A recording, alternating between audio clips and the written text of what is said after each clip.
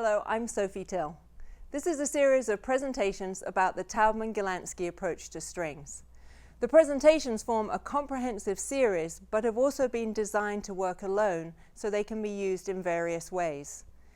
They address some of the fundamental principles of the approach and show how these principles can provide answers to some of the most commonly asked questions by players of all levels, from professionals to students.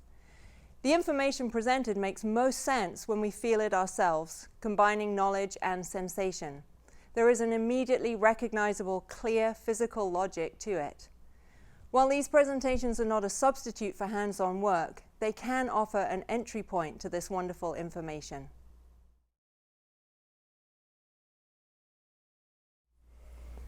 Vibrato. Vibrato is part of our expressive equipment that is often tangled up. We tend to think of vibrato as being emotional, but it is a physical movement. It isn't an emotion. It does, of course, have an emotional effect on the music, but we need to understand the precise physical information behind the vibrato, or in other words, the physical craft of vibrato. This means obeying our own laws of coordinate motion in service to the demands of the instrument and the music. But what we often try and do is morph ourselves, the instrument and the music together, using emotion as the glue. Playing is a physical craft that has an emotional effect. And this brings us back to two fundamental Taubman principles. First, we have to know exactly which part of the playing apparatus is doing what, and how those parts interact to create the whole. We also have to remember that the way things look on the outside and how that happens on the inside are not the same. In this case, the way vibrato looks versus the mechanism that produces it. The audience hears emotionally charged music and sees vibrato, but we need to know what makes that happen on the inside. In general, we've managed to isolate the way we think about playing from our basic daily movements that make perfect sense to us. It is as if the instrument grants us odd permission to transgress everything we would normally do with our bodies. What we really want is to work the other way around. How does the body function in this type of activity, and then take that in service to the instrument? With this in mind, finding daily activities that illustrate the sensations we are looking for and having the knowledge of what we are doing in those situations helps us more readily access the same information on the instrument. If you wave, you can do this with me, either arm is fine, whichever you would instinctively use. You see the arm oscillating easily left and right. We all know how to do this, and we're all doing it the same way, and no one takes waving lessons. The concept of oscillating the arm is not foreign to us in any way. To some extent, we can vary the size of the wave. Try making it a little smaller or a little bigger. As we do that, you notice that the speed of the wave is affected by the size. The smaller one can go a little faster, and the larger one a little slower. Now imagine that you're waving at someone standing off to one side, and you notice how you respond. You turn your torso to adjust the arm, but you employ exactly the same waving mechanism. We can even wave at ourselves. We all employed the same movements to do this. But now try waving forwards and backwards. Or this way. It feels really strange, clearly wrong, and kind of funny. We know it's wrong. It doesn't feel like an oscillation at all. This illustrates our capacity to immediately recognize movements that do make sense in the body versus those that don't. This capacity is hugely important to use in our thinking about playing. We often manage to isolate the way we think about playing from our basic daily movements that make perfect sense to us. With this in mind, finding daily activities that illustrate the sensations we are looking for and having the knowledge of what we are doing in those situations helps us more easily access the same information on the instrument. So the waving motion has some really important ingredients for us. The first is that we can feel where the movement is coming from, the forearm. If I make the wave bigger, the engine for the movement doesn't change. I just make the movement larger. Equally, if I make the movement smaller, the engine remains in the same place. It's still in the forearm. The size just changed. This is the same when we walk. If I take a larger stride or a smaller one, the walking mechanism is always the same. If I wave and I ask you what you see moving most when it's large, you would say my whole arm. If I make it smaller, you see the smaller fulcrums of the wrist and fingers moving more visibly. And if I make it really tiny, you see only the smallest fulcrums moving. But the engine was the same in every case. The wave mechanism doesn't change, the size just varies. The fulcrums are responding to the movement in the forearm. When that movement gets smaller, the smaller fulcrums become more visible, but the engine remains in the forearm. This illustrates the difference between how things look on the outside and what is going on underneath in that tiny world of motion. They are not the same. We can't base our understanding on what we see. We have to understand what goes underneath that enables that to happen. If you try waving again and move the engine away from the forearm, you can feel things going wrong. If I try and make the wave start from the wrist, the arm immediately jams up. If I try and start it from the fingers, I can't really move at all. The arm can only oscillate easily from that forearm. Realizing this helps us understand the nature of the arm, wrist, finger vibrato categories that can get us in such a tangle. We can't have arm, wrist, and finger waving. We can, on the other hand, wave at a variety of speeds and sizes just by adjusting the movement in the forearm. So arm, wrist, and finger vibrato may be descriptions of how the vibrato looks as the size changes, but not how it works. It is actually most helpful to just think of vibrato as being sizes and speeds without those labels. After all, when we walk, if we take large steps, we don't call that leg walking, and if we take small steps, we don't call it toe walking. So we can take two more crucial points from this wave example. We can only move easily when our thinking happens in a certain order. This is why those finger, wrist, arm labels are hazardous. If we take walking again and we try and lead from our toes or from our heels, even though my walking motion was good and I knew how to move, I have disabled it by thinking from the wrong part. The legs have all the correct ingredients to work with ease, but the walking is all wrong. So in addition to knowing what each part does, understanding the role of each part that each part plays and how they interact, we have to think in the right order to enable the mechanism to function. In the playing, we have fulcrums in the knuckles, wrist, elbow, and shoulder. They all contribute to that oscillation, but with the brain in the forearm. Let's clarify the role of the shoulder, as this can be baggage-laden, or as I often say, polluted. The shoulder has one job only, and that is to follow the forearm in perfect proportion and synchronization. We do this all day, every day without noticing it, unless something goes wrong. If I hand you a cup of tea, my forearm initiates the movement and the shoulder follows. If it doesn't, the forearm feels stuck and the arm is tight. The shoulder's unwillingness to follow along becomes disabling to the arm. The shoulder is a slow muscle and not designed to play a leading role either. So try handing something and moving from the shoulder. That feels strange and the shoulder fatigues immediately. So the shoulder has to be willing and ready to move in response to the demands of the forearm. Let's also clarify the word relaxation, which often gets us into much trouble and is often associated with the shoulder. We cannot play from relaxation. Playing is an activity.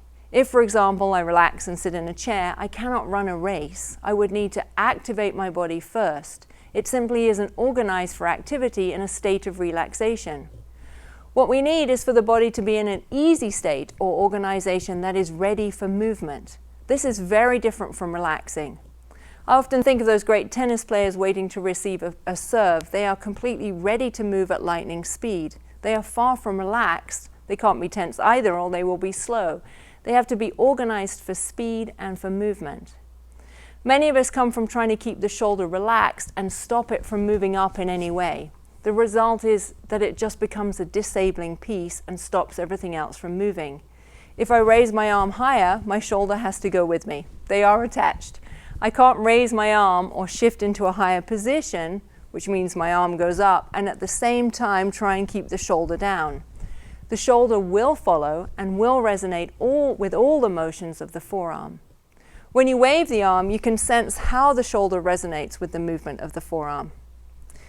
So this is a great exercise for what I call 24-hour practice, which means not time with the instrument, but time observing these principles in daily life. We use them all the time with no problems. So if we take these clear concepts and we see how we use them and what that feels like, then it's simpler to take the same information over to the instrument. So we know that the arm oscillates easily in the wave motion.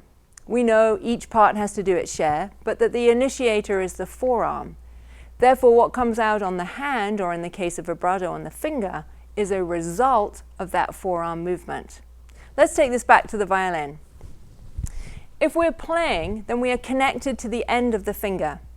If that oscillation is to remain free, then it matters very much how we are connected to the string and fingerboard. We have two basic mechanisms at work when we play the left hand. There's the playing mechanism, which is the action that sends the finger to the point of sound. And then there is the sustaining mechanism, which is what happens thereafter if the note has any length to it. We do exactly the same thing with our legs. If I walk along, it's like playing eighth notes or regular quarters. I just step and step and step. But if I stop to talk to someone, I have to stand in one place. That initial step releases, and I remain lightly but easily connected to the floor, standing, present, and at ease to the surface of the floor. I can't stay down in that initial step phase, or I'll be stuck down and I can't also float because of gravity, which has the habit of winning. So this is the same for the left arm. The playing mechanism sends me to the point of sound, and thereafter I am simply present to the surface. We are talking a minuscule change, but very necessary if the arm is to be free to oscillate. We often drive our fingers hard into the fingerboard beyond the point of sound and then stay there, which is like slamming our feet into the ground all day. It doesn't feel so good or work easily. It's also a bit like turning the ignition on the car with the key and the key remaining in that start position rather than easing back to where the car actually runs. So we need to recognize the feeling of the playing mechanism, easing to sustaining or just standing present on the string. We often equate sustaining with tremendous effort, but sustaining a pitch is just being there with nothing extra. So to do this, we need to be very clear where the point of sound is and therefore what exactly the left hand is trying to do in that initial playing moment. All we are actually trying to do is connect the string to the fingerboard enough to change the pitch. The finger is sitting on top of the string. Of course, some finger comes around the sides, but the point of sound is where the string connects. We often play the finger to the wood, not the string to the wood. If you lie the violin flat and feel the strings with your right hand, you can feel this more easily because the right side doesn't have the baggage of the left side. So this raises another important piece of the picture. The body computes how much to do with any task through touch. We know how much to hold a cup without squeezing because the skin sends information to the arm as to how much holding is necessary. Equally, we know if we're slamming our feet into the floor through touch with the ground. Even though we have shoes and socks on, we can feel those connections. The skin and touch are crucial to our capacity to know how much feels right. We've all had the experience of trying to hold something with freezing cold hands. It's hard because we can't feel. That information can't get to the arm. On the violin, when we overplay the strings, we desensitize the fingertips, and so it's difficult to feel and sense how much is enough. A simple way to resensitize the fingers and arm is to work from the border of doing too little. If I don't connect enough to the string, it will squeak. I need to feel just what it's like to be the other side of that border. You can play around with this.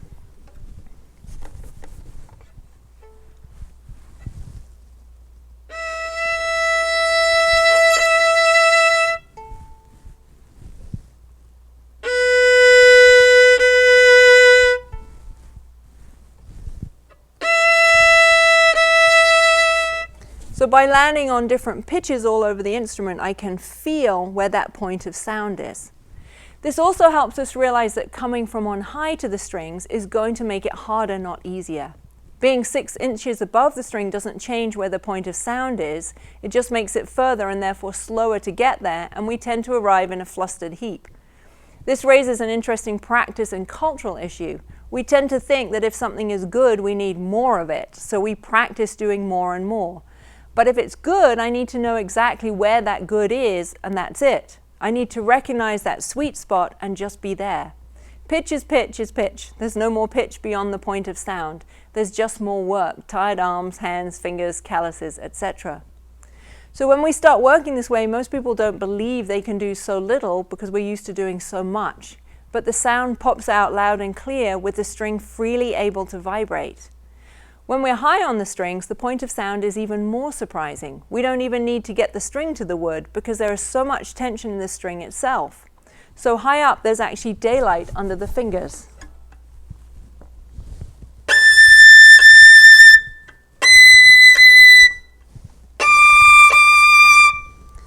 People often come with vibrato questions in the higher registers, and understanding where the point of sound is up high is fundamental to letting the arm oscillate in those regions with ease. I just want to move sideways for a moment and look at the fundamental alignment of the finger, hand, and forearm unit, which impacts our ability to play the string so easily. We have to come to terms with the fact that our fingers are unequal in length and have different capacities to lift and drop. While we can't change that, and no amount of strengthening exercise will change that engineering in the hand, we can change how we use them and enable them to feel equal. We use the basic alignment of the finger, hand, and forearm unit in all daily activities without thinking about it. For example, holding a cup, cleaning our teeth, lifting objects, driving, basically anything we do with our hands. In every case, we instinctively line up the forearm behind the hand. It would look and feel very strange if we didn't. I would never go and pick up a cup like this. The body knows that when we are aligned in this way, each of the fulcrums is able to do its share. When one of these fulcrums, even in the tiniest of ways, moves out of alignment, another will have to do more, and we are back on our slippery slope of parts compensating. If I take a very simple task like holding a cup, it's easy to see the way that finger, hand, and forearm line up. If I break the alignment, for example, at the wrist, I can immediately feel the fingers tighten because they've lost the support of the forearm. So what enables me to hold the cup so easily is the forearm lending its support to the hand. The fingers are not trying to do the task in isolation, and they always work as a team. So when we go into the string, the finger is always supported by the forearm, and the rest of the team is with it. This is what enables us to play so gently on the string. In addition to recognizing the point of sound, the finger isn't there in isolation. Because they're all lined up and the skin on the pad of the finger tells the arm how much support it needs to get to the point of sound. This is what we call the fundamental down of the finger, hand, and forearm unit.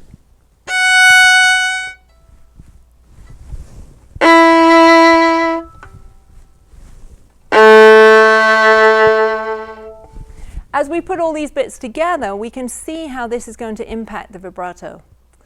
So the vibrato is part of the sustaining mechanism. It isn't the playing mechanism, but it is wired to the playing mechanism. We are told so often that the sound must be continuous, but the reality is that I have to play down on each note and then move over in order to play the next note.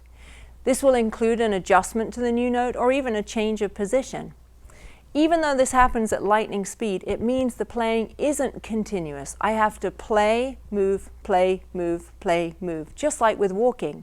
It looks continuous and overall creates a smooth flowing motion, as on the instrument it sounds continuous, but I have to put each foot down and that swings me up and over to the next foot. Our concept of playing is often that we are permanently on the move, but our brains are not wired up to process this way. We need to play down or arrive in that place, however briefly, and then move up and across and down to the next place. So there is always a playing moment, and then if needed because of the duration of the note, this triggers the sustaining mechanism of just being present. This has major implications for the vibrato. What this means is that the vibrato is triggered by the playing moment or cued into action in response to it. So there's a timing to this relationship. There's a timing to the playing and sustaining so that it doesn't sound like a delay, just a clear note plus vibrato. The arm just moves into the standing at ease mode so we can sustain for as long as necessary, and in that same moment the vibrato is triggered. I don't have to make the vibrato happen, it is just cued into action in this easing standing mode.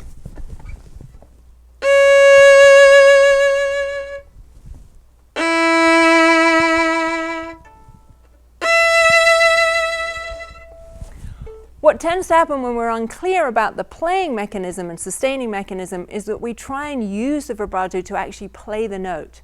This means the finger, hand, and forearm cannot arrive stably on the pitch, and the arm cannot adjust into standing mode, so it will be tight and stuck down on the instrument. which makes the vibrato very laborious and it sounds unclear.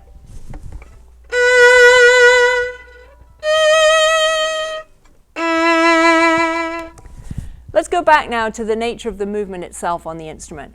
When we looked at the waving, we noticed that the arm instinctively oscillates sideways. If we just use this sideways motion on the instrument, the vibrato will be very large in relation to the tip of the finger. So what enables it to be smaller and faster is combining the sideways movement with the elements of forearm rotation.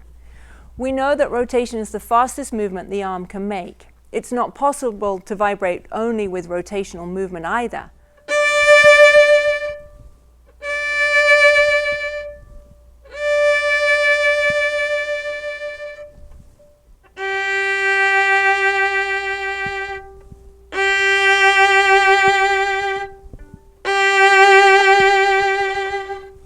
In every case, the combination of playing and sustaining is exactly the same. We often want to press harder if the music is intense and the vibrato small, but the point of sound is concrete and real.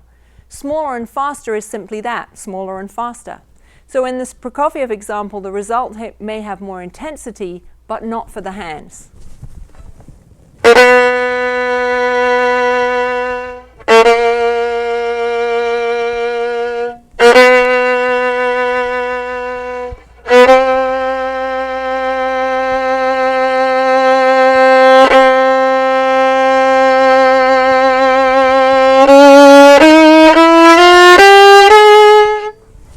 When we understand the vibrato this way, as playing and sustaining mechanisms that work in relationship, the playing mechanism triggering the sustaining mechanism, we realize too that the vibrato has to stop at the end of each note or it will pollute the next playing moment or the initial down on the next note.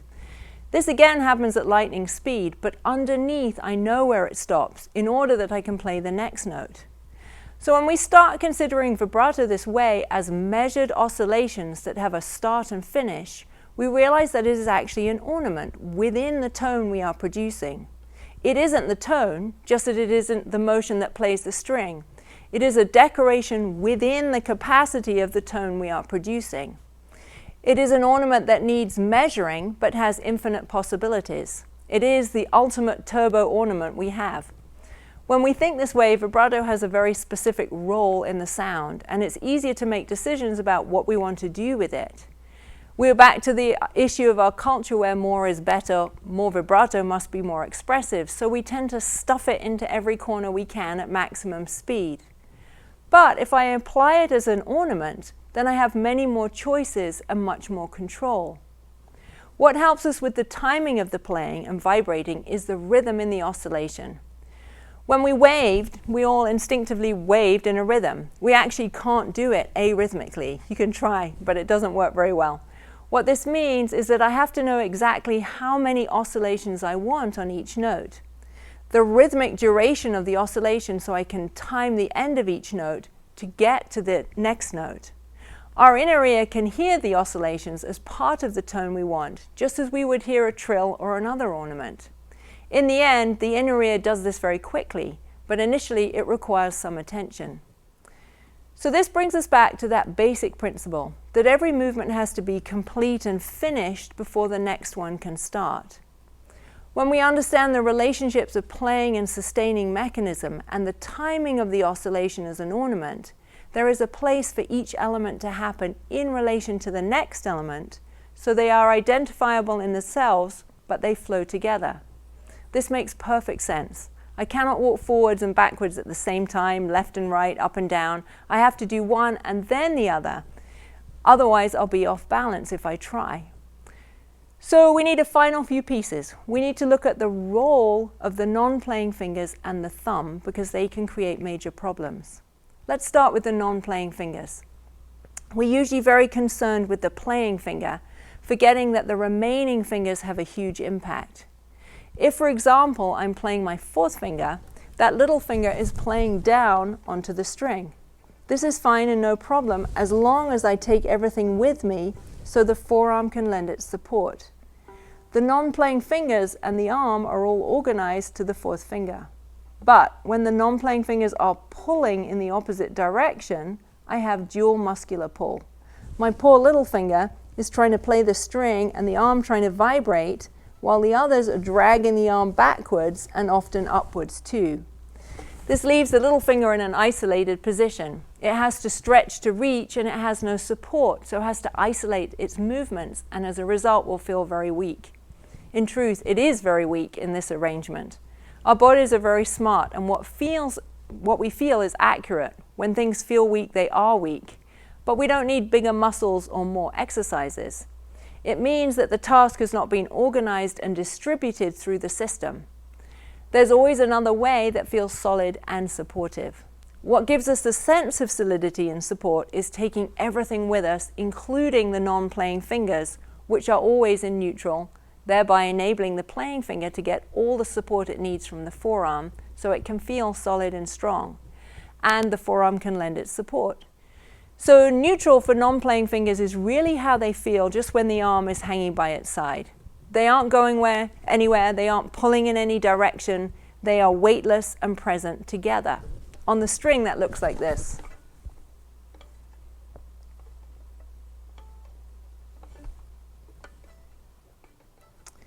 This means that we cannot leave the old fingers hanging onto the strings. Just as when we walk, we don't leave the old foot stuck down on the ground. If we did, we wouldn't be able to move forward. Our whole body would be rooted to that old foot. This is exactly the same for the fingers and arm. If I leave down the non-playing fingers, they'll be taking the forearm away from the finger that is producing pitch. And the forearm will not be able to connect behind that playing finger.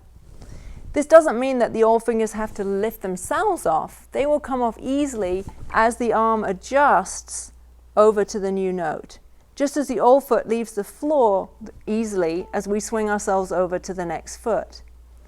What can often happen with vibrato is that the non-playing fingers try and oscillate the playing finger themselves. They act as a kind of pivot system, pulling in the opposite direction. But this will make the vibrato very laborious and slow. What can often happen with vibrato is that the non-playing fingers try and oscillate the playing fingers themselves, and they act as a kind of pivot system by pulling in the opposite direction. But this will make the vibrato very laborious and slow. When we looked at waving, we waved with all the fingers together. If one happens to be standing on a string, they still all come along for the ride. It just happens that one is playing down at that moment. In other words, they are all oscillating, but it is focused into one playing finger that is connected. This is the same for the thumb also. But the thumb is very, very light and has a very light touch on the neck. It's what we call a hybrid non-playing finger, because it touches but doesn't produce pitch. So just as we talked about the role of fulcrums earlier, the thumb knuckle has to be present, which gives it a soft, rounded look. If it is pushing in, it will cause the thumb to lock. If it's too bent, it will act as a clamp. When it has this easy shape, the knuckle is just present, and it can vibrate along with the rest of the hand and the arm.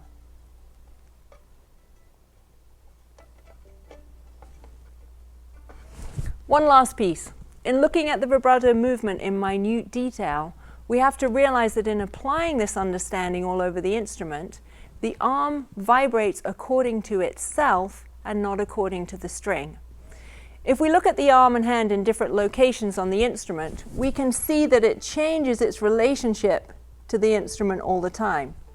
We cannot vibrate along the strings because that would require a different motion in every place as the arm is in such different locations.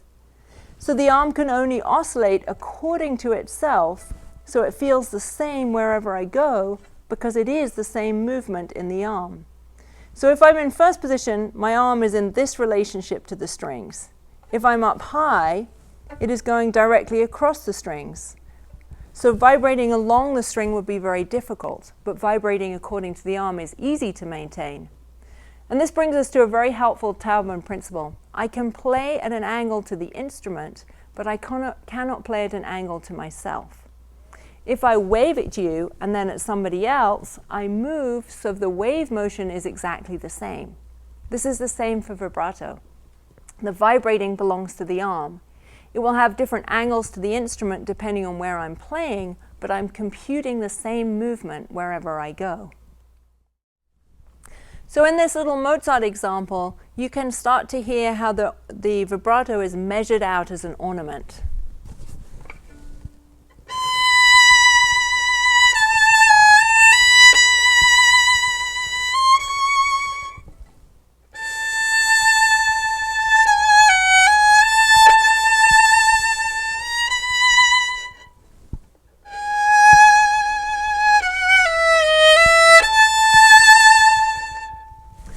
If we take a different example, if we take the opening of Bruch Concerto, we can start to see how we can vary the speed of the vibrato according to the color changes.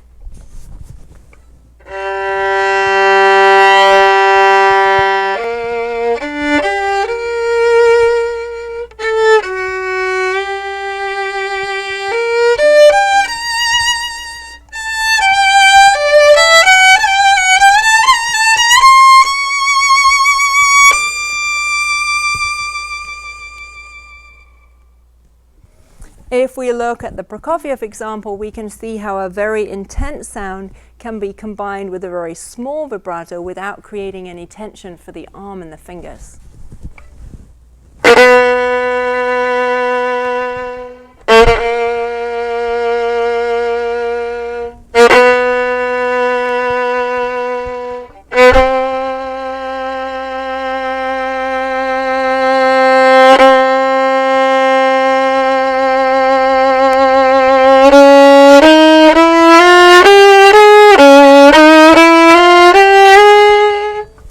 Equally, in a tiny excerpt from the Bartok where the vibrato needs to be very fast, because I'm in that sustaining mode, it can be very fast.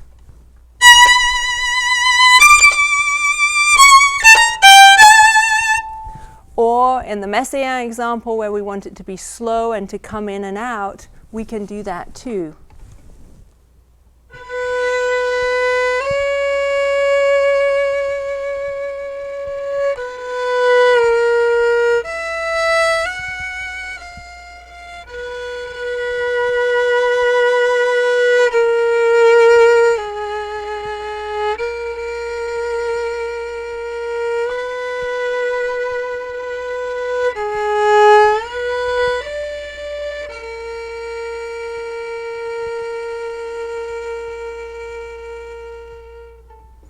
In each case, the vibrato is combined with the playing mechanism, so it feels the same. All I'm doing is vary the size and the amount.